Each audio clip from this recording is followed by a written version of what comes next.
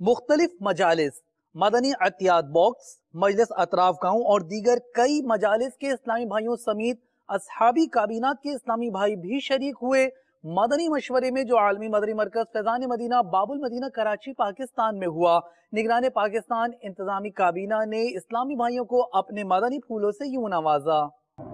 ہفتہ وار اجتماع دعوت اسلامی کے نمایاں ترین کاموں میں یہ وہ کام ہے کہ جس میں اگر تعداد زیادہ ہوتی ہے تو لوگ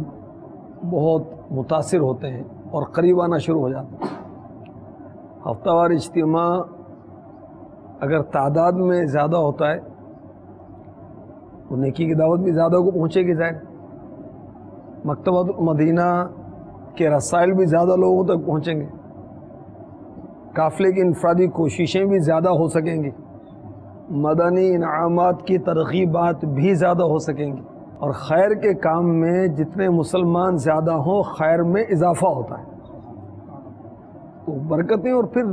نئے نئے اسلامی بھائی تعداد سے متاثر ہوتے ہیں، اور پھر خود آپ کو مجھے بھی اجتماع کی حاجت تو ہے نا۔ ہم جب اجتماع میں شرکت کرتے ہیں اپنی دلی کیفیت میں تبدیلی محسوس نہیں کرتے۔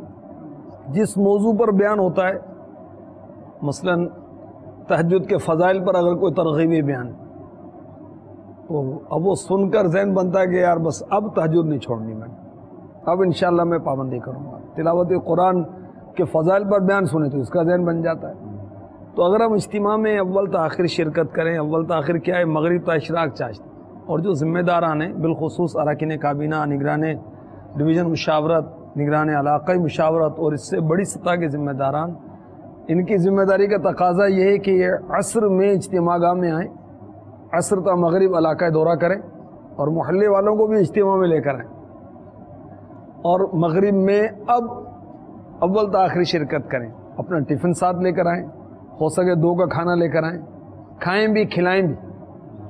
کھلانے میں انفرادی کوشش کا موقع بھی تو بڑھ جاتا ہے۔ جب سردی آئے گی تو بھائی لحاف ساتھ لے کر آئیں، باپا لاتے رہیں نا۔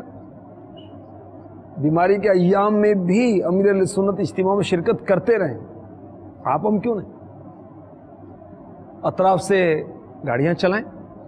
اس کے لیے اسلامی بھائیوں کو ذہن دیں، گوٹھوں سے برہاڑیوں سے ہمارے گاڑیاں ٹرالیاں چلیں گی، اجتماع میں آنے والوں کی تعداد بڑھے گی،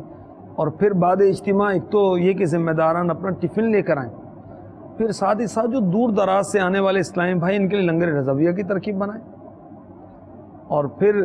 وقت مناسب پر آرام کر کے تہجد کا سلسلہ ہو، صدائے مدینہ کا سلسلہ ہو، فجر با جماعت پڑھیں، مدنی حلقے کا سلسلہ ہو، اشراق چاش تک یہ، اور پھر ہر اجتماع سے مدنی قافلوں کا سفر ہو، یہ ہمارے اجتماع کی ترکیب ہو، اور پھر تمام جو بستے ہم وقتاً فوقتاً عرض کرتے رہتے ہیں آپ کو، ان کی تراکیب ہو، مکتبۃ المدینہ کا بستہ بھی لگے، اور تعویذات والے بستے ماشاءاللہ اس کی ترکیب ہو، تاکہ لوگ تعویذات لینے آئیں، ساتھ میں نیکی کی دعوت بھی پائیں، نیکی کی دعوت کے لیے آئیں، چلیں تعویذ بھی لیتے جائیں، اپنے مسائل بھی حل کریں، اپنی پریشانیاں بھی دور کریں، مکتبۃ المدینہ سے کوئی نیا رسالہ بھی لے جائیں گے، کوئی باپا کی VCD لے جائیں گے، کوئی نگرانی شورا کا بیان لے جائیں گے۔ تو اجتماعات کی رونقیں آپ کو اور مجھے مل جل کر بڑھانی چاہیے۔ اس کے لیے اولاً یہ کہ آپ کو مجھے بھی وقت پر آنا چاہیے، پھر مدنی تربیت گاہیں مخصوص مقامات پر ہیں، لیکن جہاں سے بھی ہفتہ وار اجتماع سے قافلے سفر کرتے ہیں اور کرنے چاہیے، مزید بڑھنے چاہیے۔